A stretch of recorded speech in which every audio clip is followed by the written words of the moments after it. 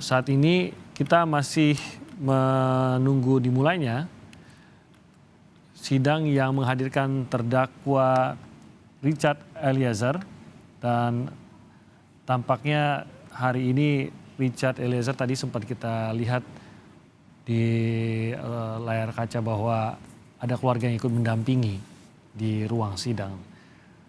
Ini tentu hadir untuk menguatkan Richard Eliezer. Sidang kali ini memang menjadi suatu yang khusus bagi Richard Eliezer karena ini adalah sidang pemeriksaan terdakwa Richard Eliezer. Dan ini merupakan salah satu tahapan sidang setelah pemeriksaan saksi-saksi dan alat bukti yang sudah dilakukan atau sidang pembuktian yang sudah dilakukan dalam beberapa pekan kemarin. Kali ini kita akan ikuti bagaimana pemeriksaan terhadap terdakwa dari kasus pembunuhan Brigadir Yosua Huta Barat, Richard Eliezer, yang sudah duduk di dalam ruang pengadilan utama atau ruang sidang utama Pengadilan Negeri Jakarta Selatan.